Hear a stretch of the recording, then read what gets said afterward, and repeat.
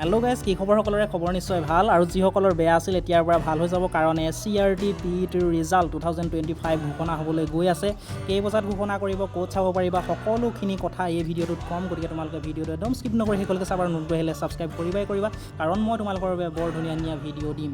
কালি এটা ভিডিঅ' বনাইছিলোঁ D.El.Edৰ ওপৰত। গতিকে কিমান তোমালোকৰ এডমিশ্যন ফিজ হ'ব, কিমান খৰচ হ'ব, কি ডকুমেণ্ট লাগিব, আৰু মোৰ অভিজ্ঞতা কি হৈছিল D.El.Ed পঢ়োঁতে, সকলোখিনি কথা কৈছোঁ।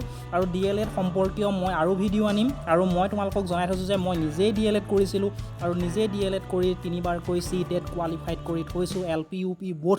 গতিকে তোমালোকে কেনেকৈ CTET এক্সাম দিব লাগে, D.El.Edত কি কৰিব লাগে, কেনেকৈ পঢ়িব লাগে, এক্সপিৰিয়েঞ্চ কেনেকুৱা হয়, গতিকে সকলোখিনি মই অভিজ্ঞতাৰ ফালৰ পৰা ক'ম। গতিকে তোমালোকে মোৰ লগত জড়িত হৈ থাকিবা। জড়িত হ'বলৈ বেলেগ একো কৰিব নালাগে, ছাবস্ক্ৰাইব কৰি বেল আইকনটো প্ৰেছ কৰি থ'বা।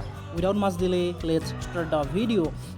তোমালোকে প্ৰথমতে গুগল বা ক্ৰমত SCERT PET ৰিজাল্ট বুলি ছাৰ্চ কৰিবা। তাৰপিছত তোমালোকৰ যিটো প্ৰথম লিংক আহিব SCERT PET 2025, ইয়াত তোমালোকে ক্লিক কৰি দিবা, আৰু ক্লিক কৰি দিলে এনেকুৱা এখন ইণ্টাৰফেচ আহিব। ইয়াত ধুনীয়াকৈ লিখা আছে, চোৱা, result of PET 2025 will be available from 28/07/2025 4 PM onwards, অৰ্থাৎ 4 বজাৰ পৰা, আবেলি 4 বজাৰ পৰা তোমালোকৰ আজিৰ আবেলি 4 বজাৰ পৰা তোমালোকৰ ৰিজাল্টটো এভেইলেবল হ'ব ৱেবছাইটত। গতিকে তোমালোকে চাব পাৰিবা। আৰু যিসকলে ছিট পোৱা, এডমিশ্যন কিমান হ'ব, কি ডকুমেণ্ট লাগিব, কিমান খৰচ পৰিব, সকলোখিনি মই এটা আগৰ ভিডিঅ'ত বনাই থৈছোঁ। মই ডেছক্ৰিপশ্যনত লিংকটো দি দিম, তাত তোমালোক জইন হৈ ল'বা।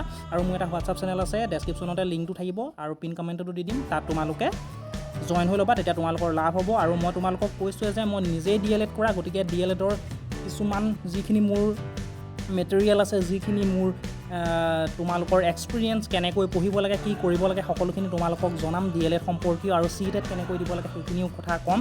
চেণ্ট্ৰেল টিচাৰ এলিজিবিলিটি টেষ্ট, গতিকে যিটো মই 3বাৰকৈ পাছ কৰি থৈছোঁ। গতিকে তোমালোকে এই বিষয়ে চিন্তা কৰিব নালাগে, গতিকে মোৰ লগত তোমালোক জইন হৈ থাকিলে হ'ব। মই দিম বুলি ইতিমধ্যে থিৰাং কৰিছোঁৱে এই বিষয়ত ভিডিঅ'। গতিকে তোমালোক মোৰ লগত জড়িত হৈ থাকিবা। ঠিক আছে, তোমালোক ভালে থাকা, কুশল থাকা, আৰু চাই থাকিবা তোমালোকৰ মৰমৰ YouTube channel Partha tutorials. Thank you guys.